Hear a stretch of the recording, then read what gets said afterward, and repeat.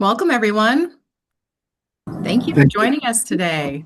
We're going to give it just another couple of minutes to get everyone landed.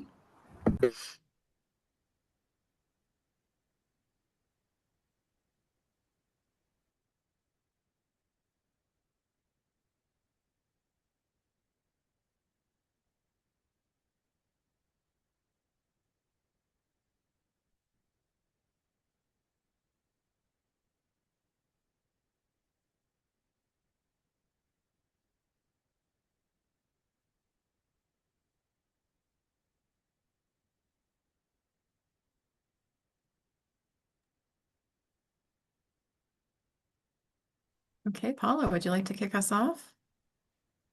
Sure thing.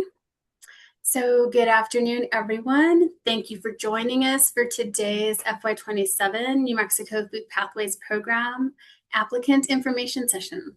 My name is Paula Gonzalez. I am a contractor within New Mexico Grant Administration, and I appreciate you taking the time to learn more about this funding opportunity.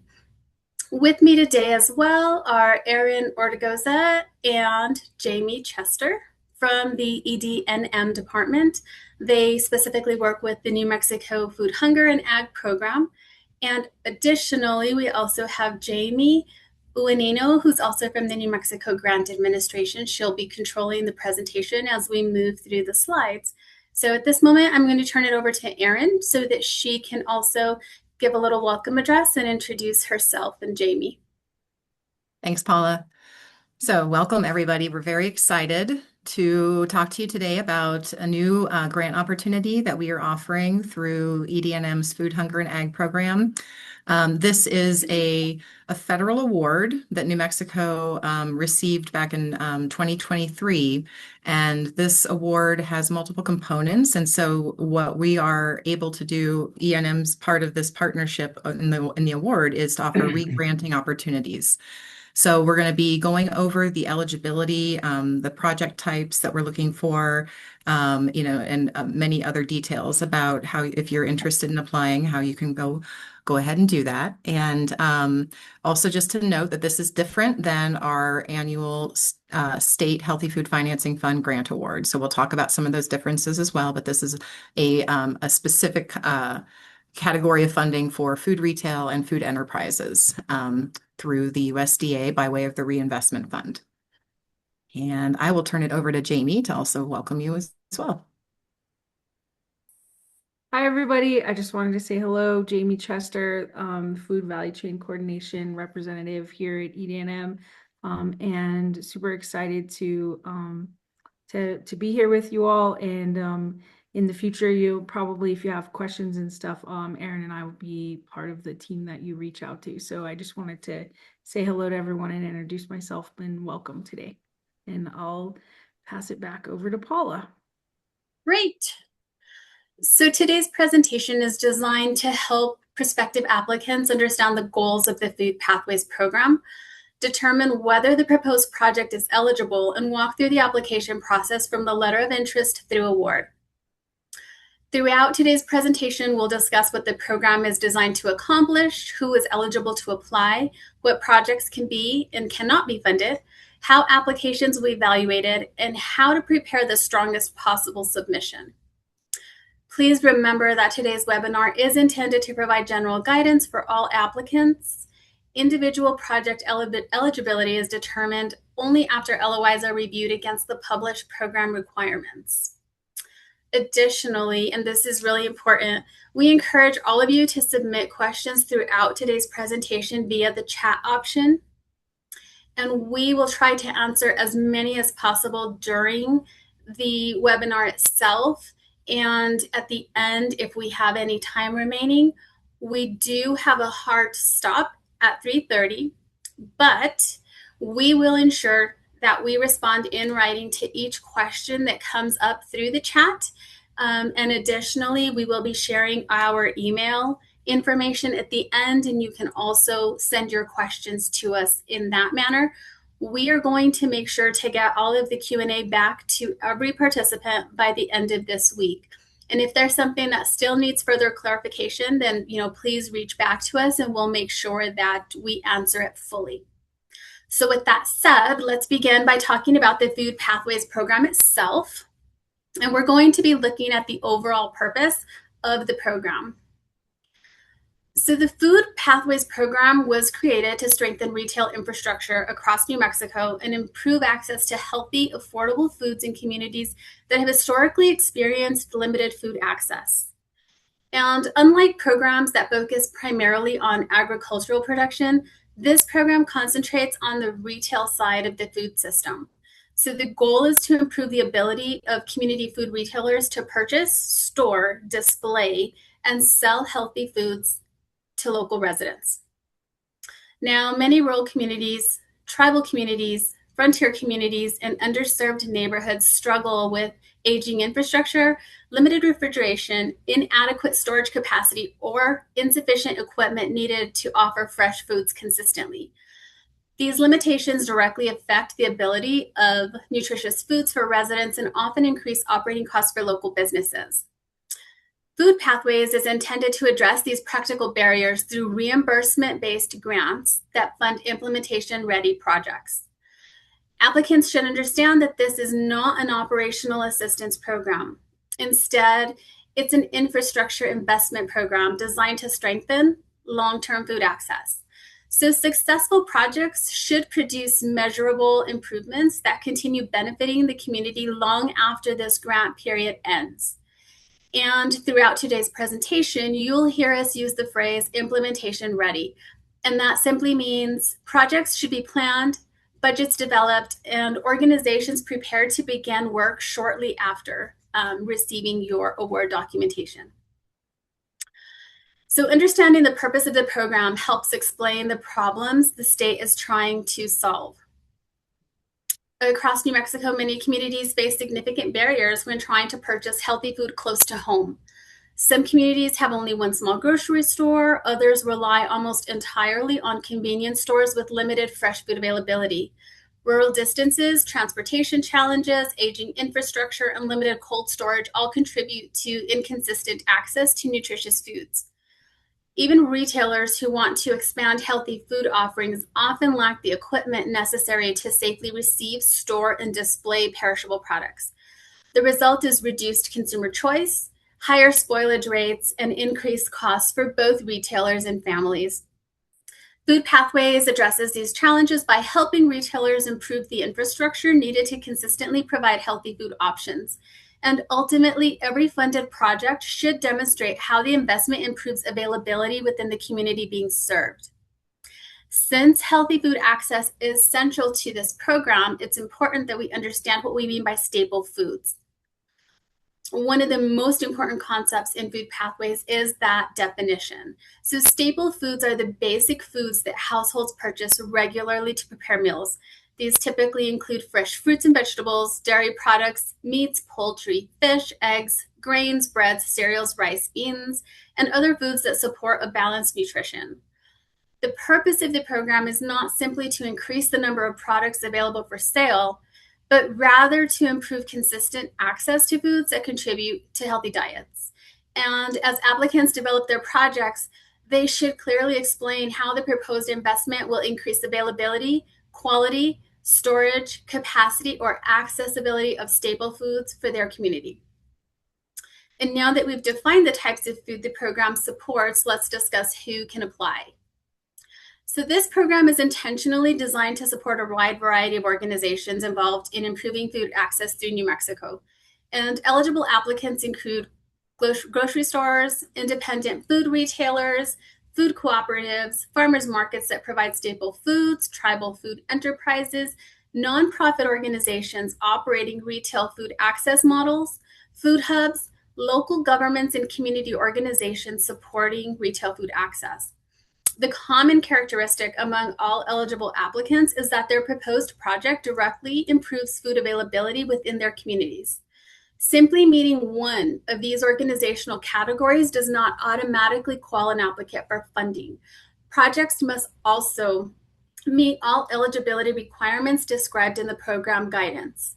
So if an organization is uncertain whether it qualifies, we strongly encourage contacting program staff before submitting a letter of interest. That early communication will prevent applicants from investing time in projects that may not align with program objectives. Next, we'll discuss an important distinction between food retail and food enterprise activities. And although these terms are closely related, they are not always interchangeable. Food retail focuses on selling food directly to consumers. Food enterprises may include organizations involved in processing, aggregation, packaging, distribution, or other activities that support retail food systems. And the Food Pathways program primarily supports projects that strengthen food access through retail. Enterprise activities may be eligible when they directly support improved food availability through retail channels. So when describing your project, clearly explain how your proposed investment ultimately increases access to healthy food for consumers. Strong applications will make this connection very easy for reviewers to understand. And now that we've discussed who may apply, let's turn our attention to the types of projects and expenses that the program can fund. The Food Pathways program focuses on practical infrastructure improvements that help organizations increase access to healthy, affordable foods within their communities. And the emphasis is on investments that strengthen an organization's ability to receive, store, prepare, display, transport, and sell staple foods. Examples include walk-in coolers and freezers, refrigeration equipment, produce display systems, shelving, food safety equipment, point-of-sale systems that support nutrition assistance programs, packaging equipment, mobile market infrastructure, and delivery equipment that directly supports food access.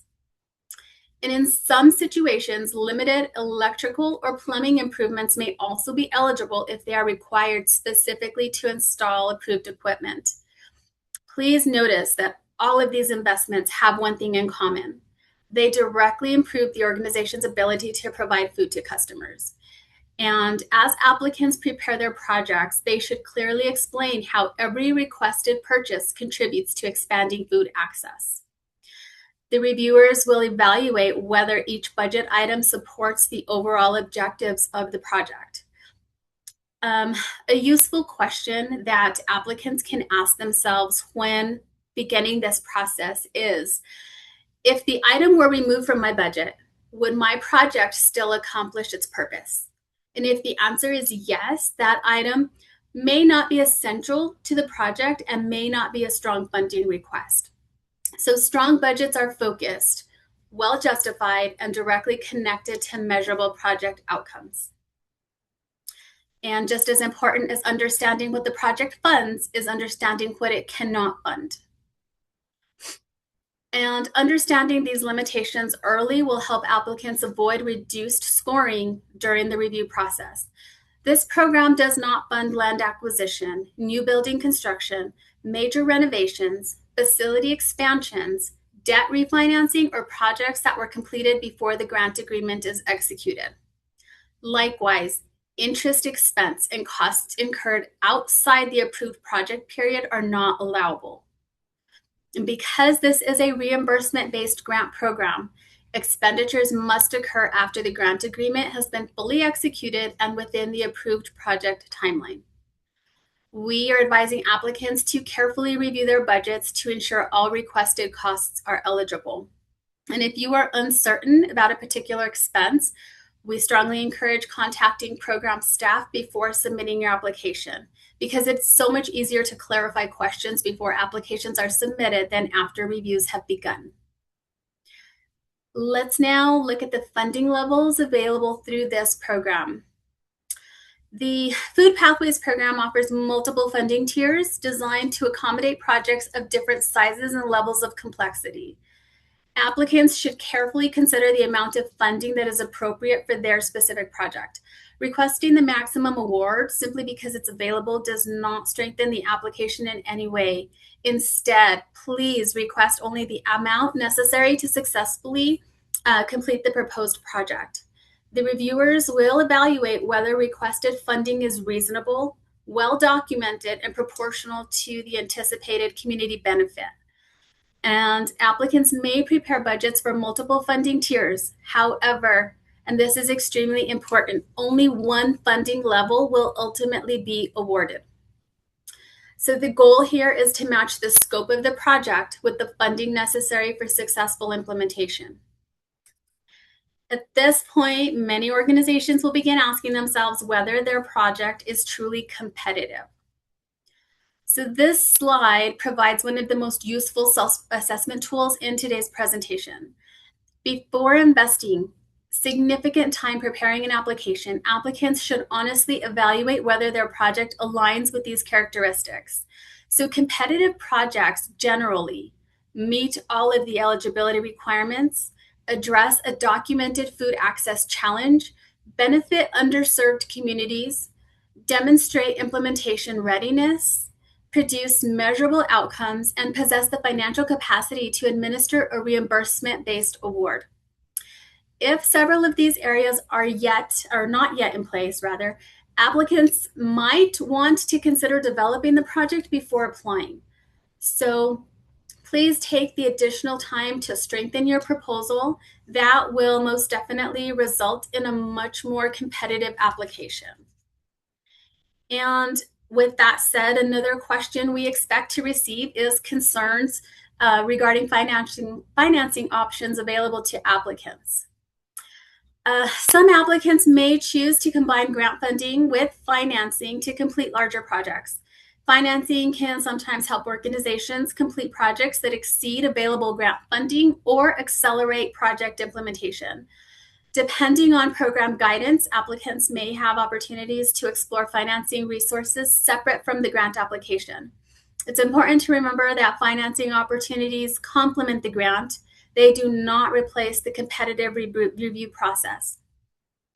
Organizations considering financing should carefully evaluate repayment capacity, project cash flow, and long-term sustainability.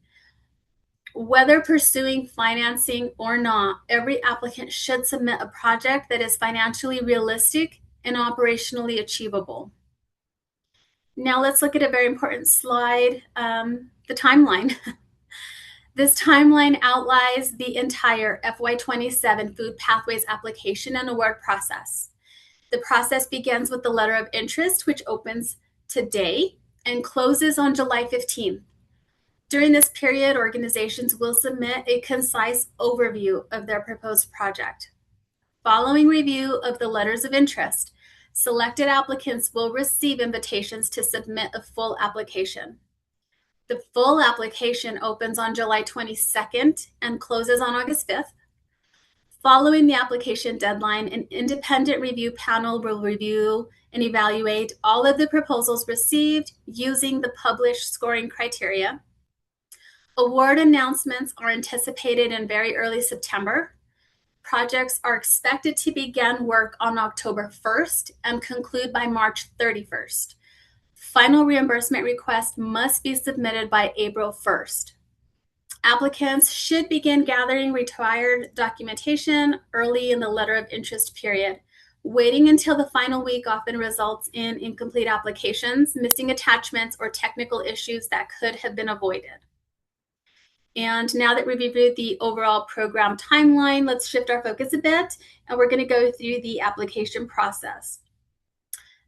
This section will walk through what reviewers are going to be looking for, how project readiness is evaluated, and what happens after applications are invited to go through the full application process. So as we've said, the letter of interest serves as an initial screening tool for the agency, and it helps the review team determine whether the proposed projects align with the objectives of the program itself. Applicants sometimes assume they need to include every detail of their project during the LOI phase, and that's simply not the purpose. So instead, that letter of interest should provide a concise, well-organized overview of your organization, your proposed project, and the community need you intend to address, and why your project is a strong candidate. Think of the LOI as just introducing your project to the team. Your goal is to demonstrate that your organization is eligible, you understand the community need, You have a feasible project concept and are prepared to move forward if invited to submit a full application. Organizations selected during the LOI process will receive an invitation to complete the full application, and those not selected will be notified once that initial review process is complete. So let's take a closer look now at what information reviewers will be evaluating in the letter of interest.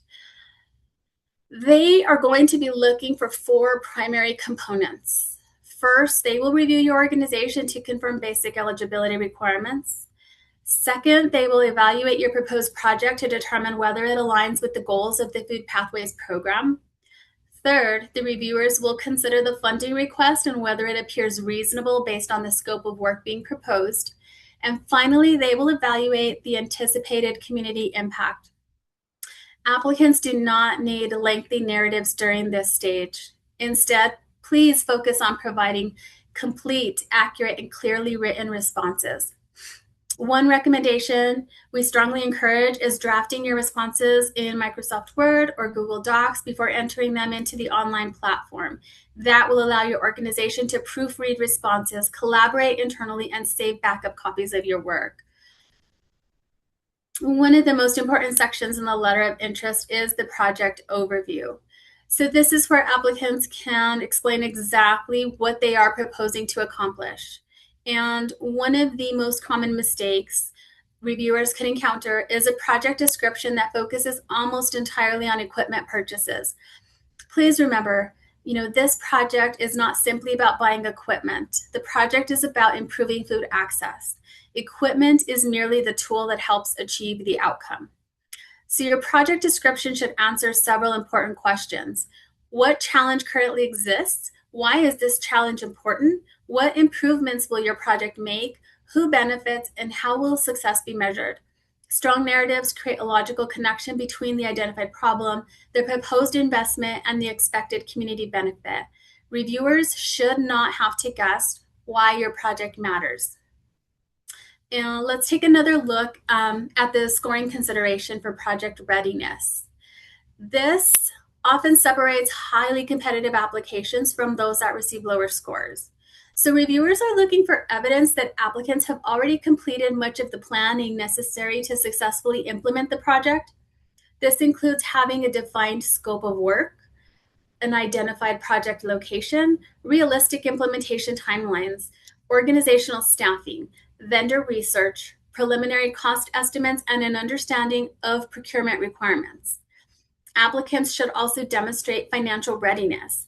Because this is a reimbursement-based program, organizations must have the ability to initially incur the eligible expenses before reimbursement is received. Reviewers are more confident funding projects that appear organized, realistic, and ready to begin implementation shortly afterward. Organizations that still need to determine a project scope, obtain estimates, identify vendors, or secure internal approvals may benefit from additional planning before applying. And applicants selected through the letter of interest process will then move to the full application. So those organizations whose projects demonstrated that strong alignment will be invited to move forward by submitting a full application. And being invited to apply is an important milestone, but it's also important to understand that it's not an award decision. The full application is where the competitive evaluation takes place. During this phase, applicants will provide significantly more detail about both their organization and their proposed project. Reviewers will evaluate not only what you intend to accomplish, but whether your organization has the capacity to successfully complete the project and responsibly manage public funds. The full application asks applicants to expound upon the information introduced in the letter of interest. You'll describe your project in greater detail, explaining the community need, identifying measurable outcomes, developing a realistic implementation schedule, and preparing those detailed budgets to provide all of the documentation that supports your proposal. Throughout the review process, consistency is extremely important. Your narratives, budget, timeline, performance measures, and attachments should all reinforce one another, and together they should tell one complete story about your project. The strongest applications will clearly demonstrate that the organization understands the community need, has carefully planned the project, and is fully prepared to begin implementation if funding is awarded.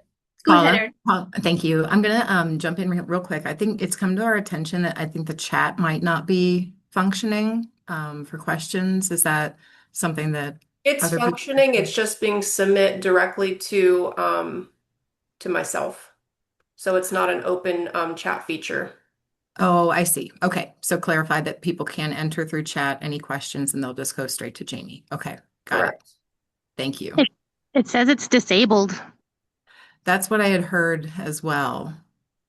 I Um, have received a couple private messages. I believe you just have to message myself as the host.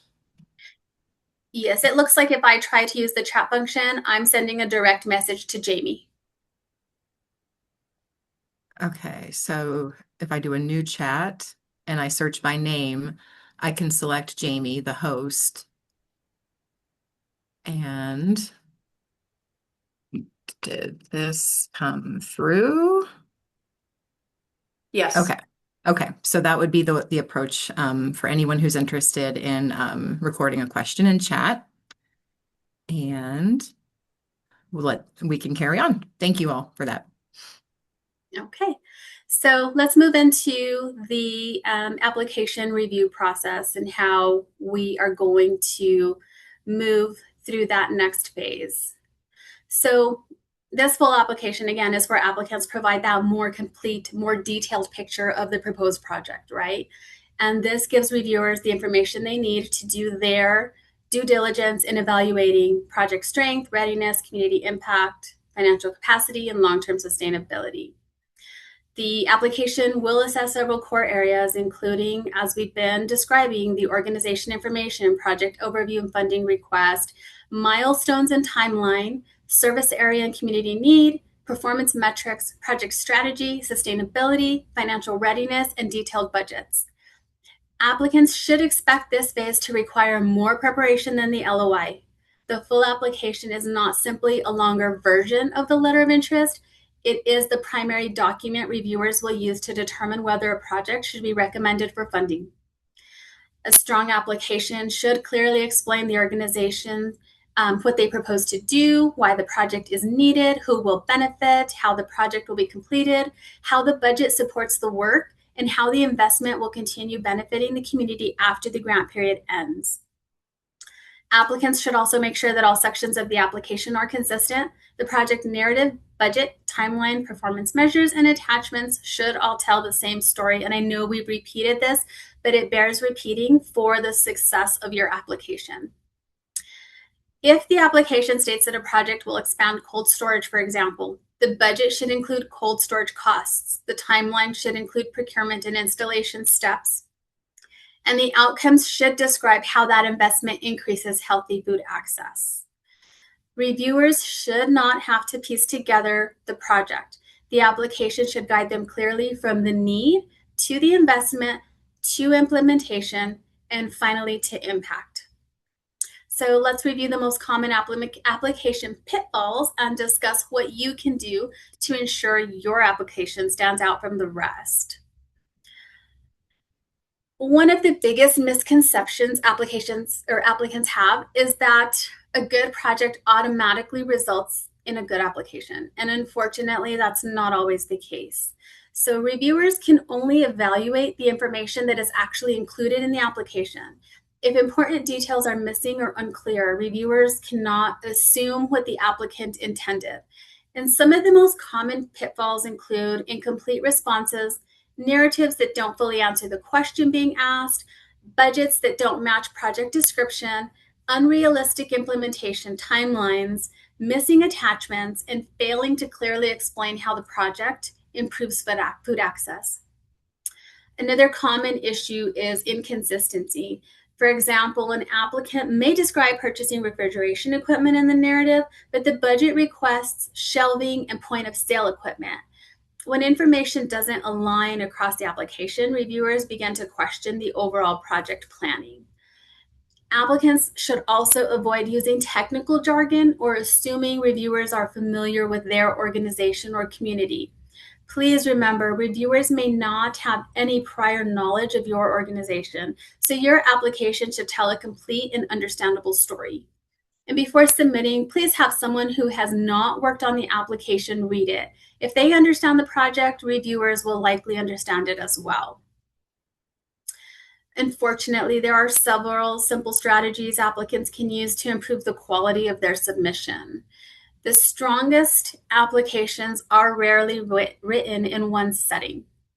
Instead, successful applicants begin preparing early, assign responsibilities among project staff, gather supporting documentation in advance, and review the application several times before submission.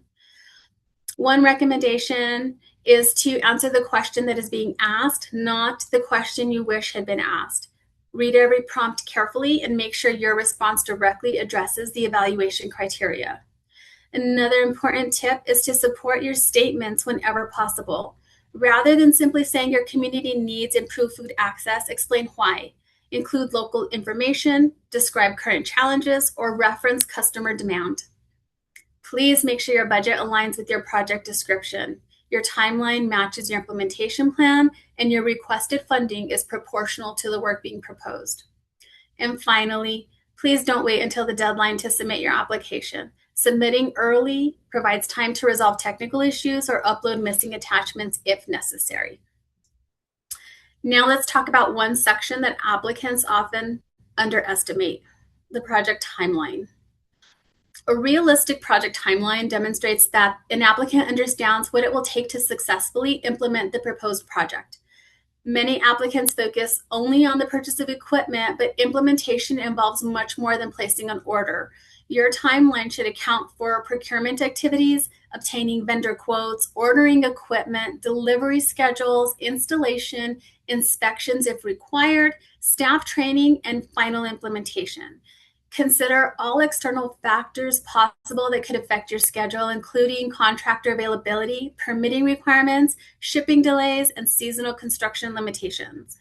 Projects with realistic timelines generally experience fewer delays and are easier to administer once funding has been awarded. The timeline worksheet included in the application is designed to help applicants organize those activities. And the milestone table provides a structured way to organize your implementation schedule. Each milestone should represent a significant step toward project completion.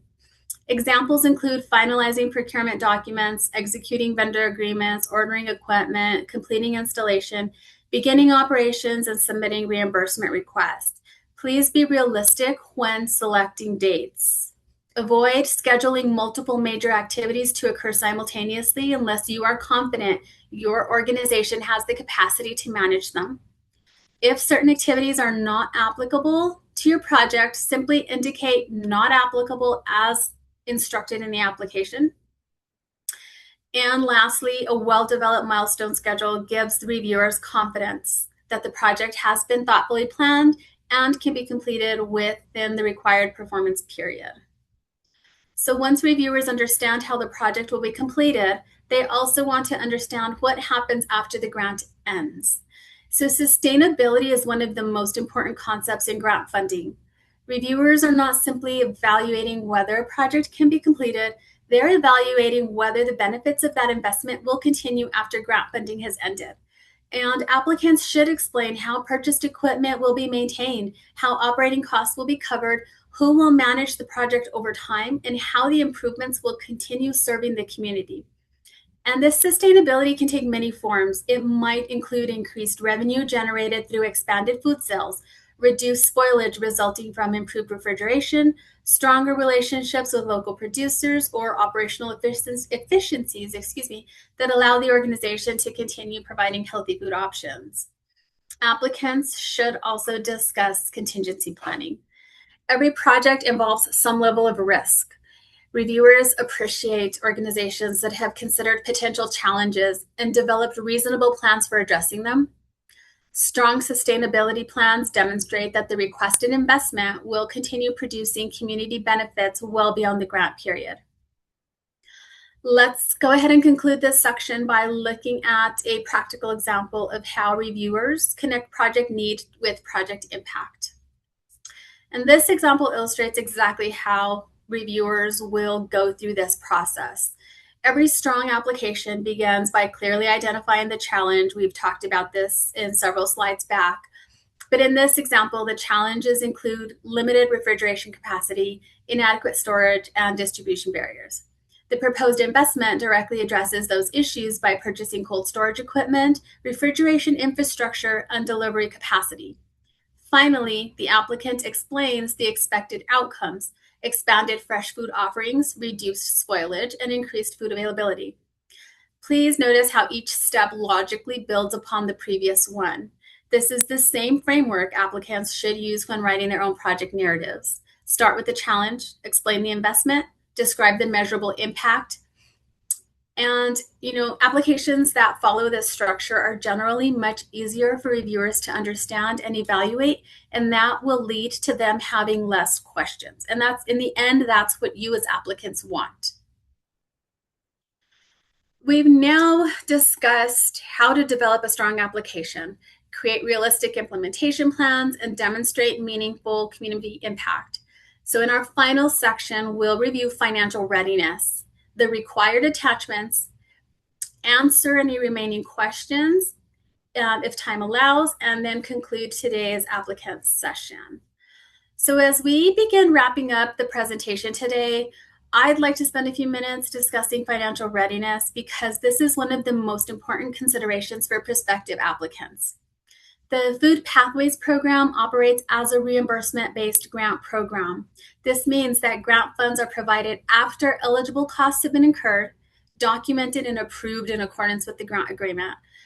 Because of this structure, applicants should carefully evaluate whether their organization has the financial capacity to move the project forward while awaiting reimbursement. Financial readiness goes beyond simply having funds available.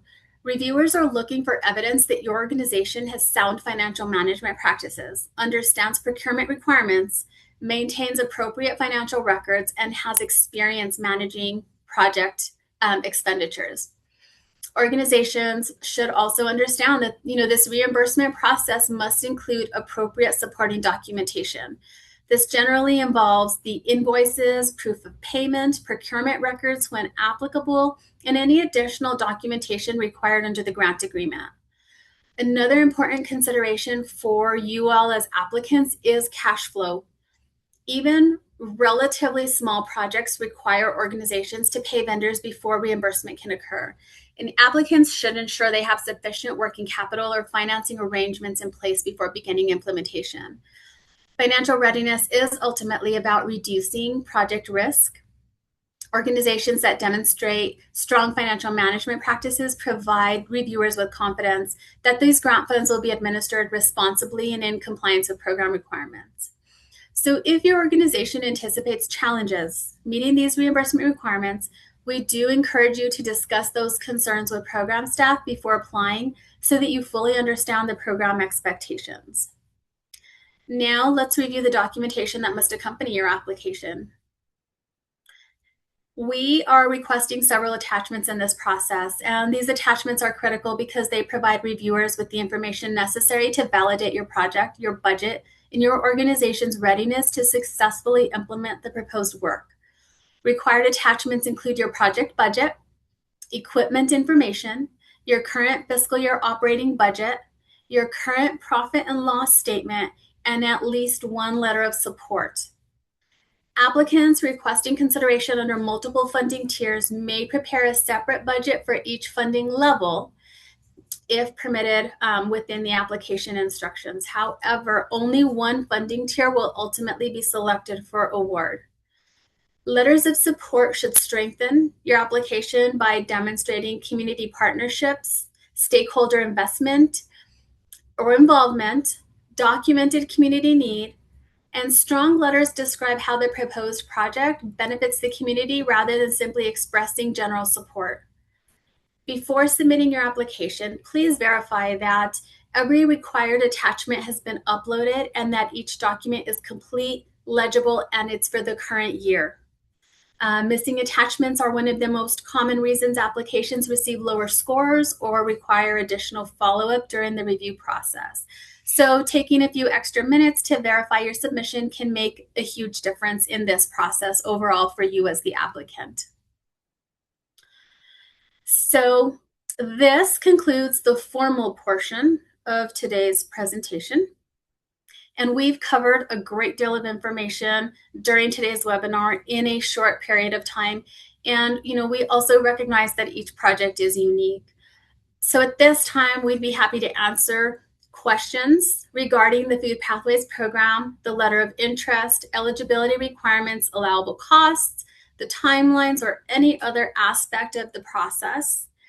And as we respond to questions today, please remember that our answers are intended to provide general guidance for all applicants. If you have questions involving very highly specific project circumstances, those might require additional follow-up, and we will ensure that we get back to you as promptly as possible.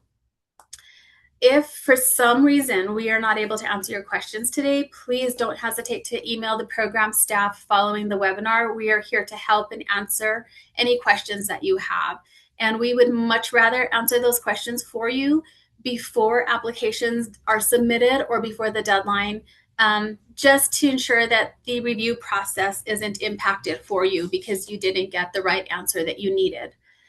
And I think I mentioned early on, and if I didn't, I'm sorry, but we will provide you with a formal Q&A that captures all of the questions submitted in the chat and those that come up verbally during this period. So with that all said, we'll now take a few minutes to answer or address any of your questions, and I will also turn this over to Erin and Jamie as they are the lead program staff. Yeah, so we do have a couple questions that I received, and I'll try and go in order of how I received them. Just a basic an overview question. Will the slides be available after the presentation? Yes. This presentation is also being recorded. One person asked, is it possible to request under $25,000? Thanks, Jamie, for that question. So unfortunately, no, this particular grant offers three budget requests: 25,000, 50,000, or 100,000. Thank you for that. All right, we have a couple more questions. Let me go to them.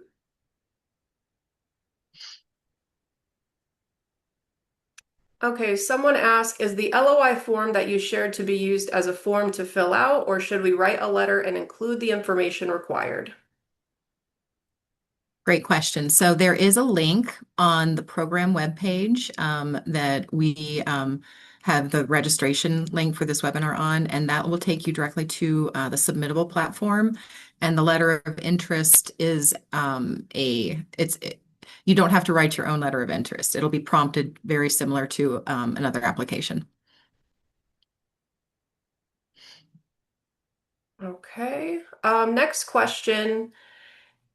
Can you please clarify if this grant is available for primarily food retailers as opposed to free food banks and community pantries that do not charge for food access? Yes, thank you for that clarifying question.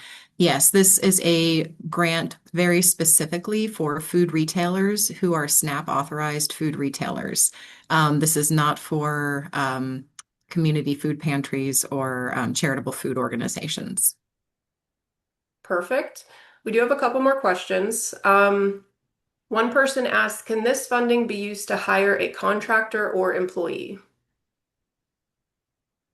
I do not believe, I'm going up to the eligibility. Do not believe that those are eligible costs. That's correct, right, Paula?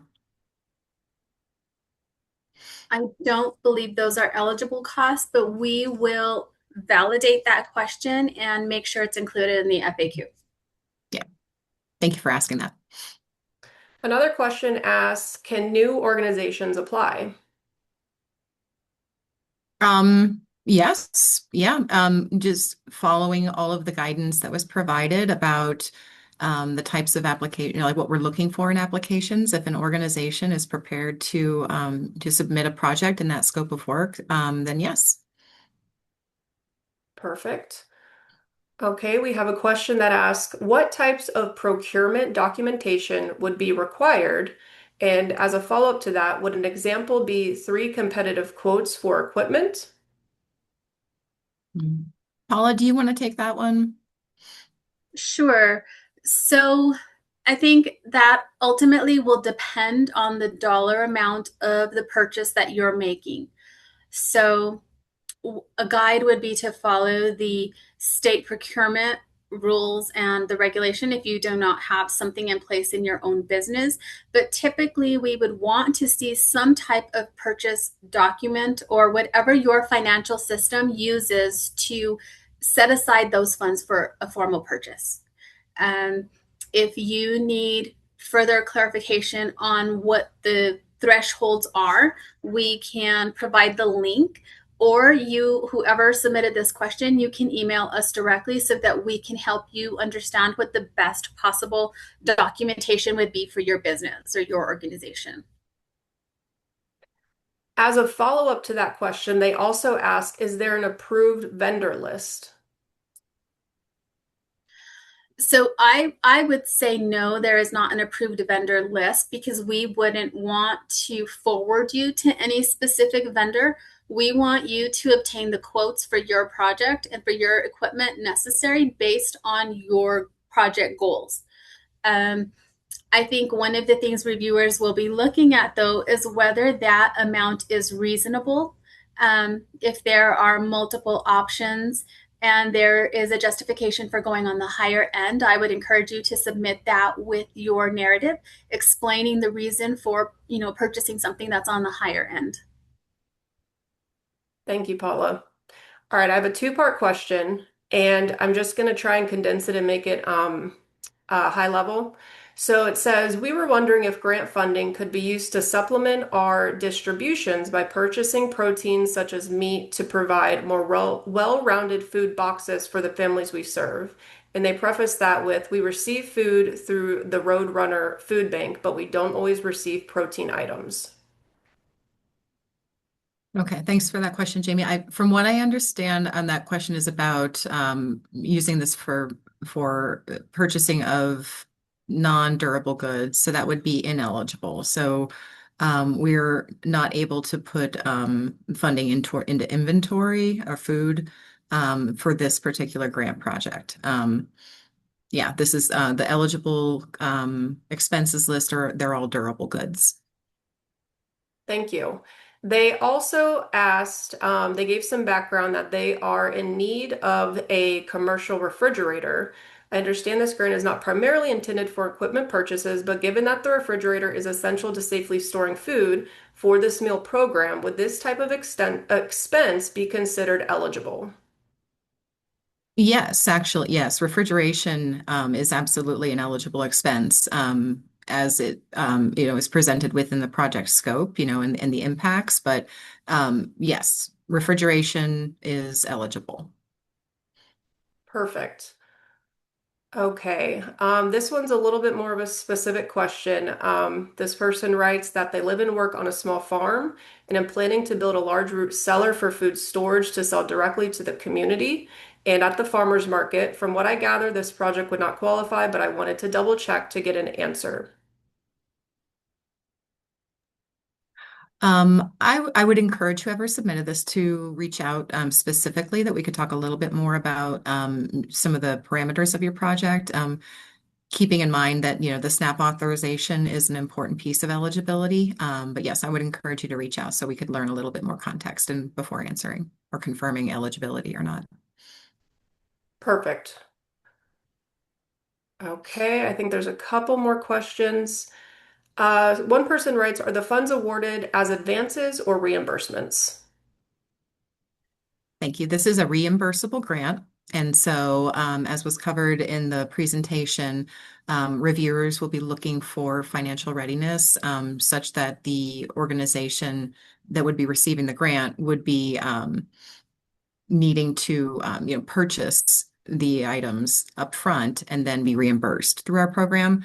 We can refer applicants who are interested in potential bridge loan options two potential providers for you all to explore bridge loans that would cover that reimbursable portion of the grant.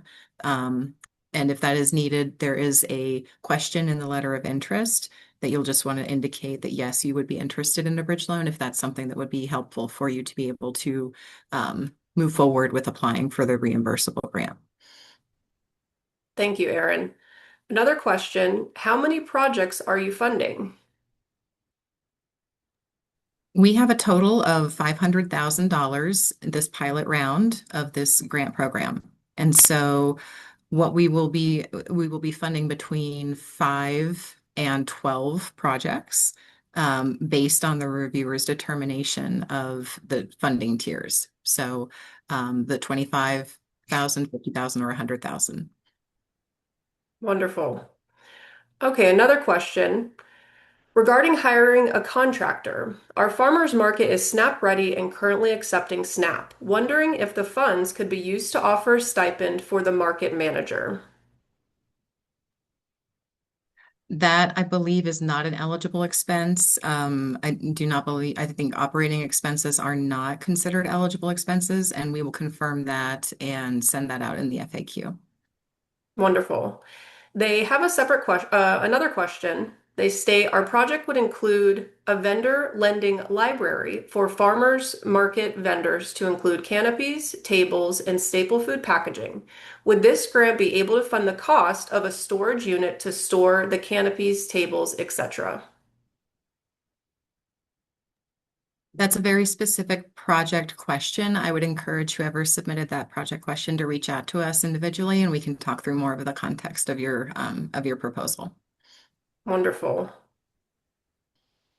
Okay, I think I only see a couple more questions, and I think we have about 8 minutes left. Someone writes, could I rely on reimbursement 3 or more times after purchase during the life cycle of the grant? We may need a little bit more clarification on that question. So I would just say that reimbursement should be able to be submitted to the agency as soon as expenses are incurred. If your specific project is only purchasing one piece of equipment, as soon as you've paid that expense off in your financial solution, please submit a reimbursement expense. There is no reason to wait until the end. But in addition to that, if you would please email us with more specificity to what you're leaning toward to help us understand the components and what you might be requesting reimbursement for, that would be helpful for us to get you the best answer. Thank you, Paula. Another question is, can an applying organization work as a bridge loan for other retail or businesses?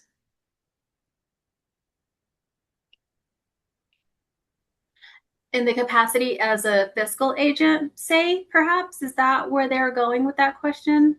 We may need a little bit more clarification. I'll go on to the next one while they're getting it Can I together. unmute or? Yeah, sure. Yeah, if you'd like Yeah, to I just- unmute. Mhm. I asked that question about the applying organization.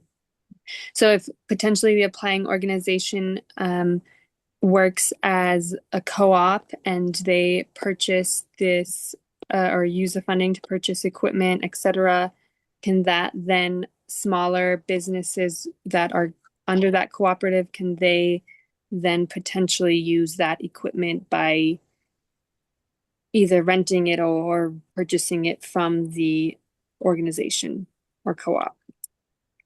Maybe that's more specific and it can send a further email and Yeah. Thank you. Yeah, I would definitely love it if you could follow up with us more on a one-on-one discussion for that. Yeah, I'd like to ask a couple more clarifying questions, but thank you for that.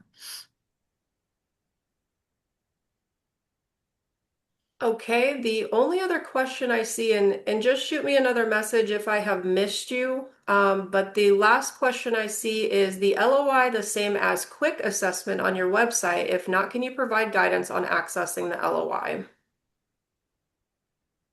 Yes. So I believe you're asking about the quick assessment on the New Mexico Food Pathways website. The LOI is different than the quick assessment.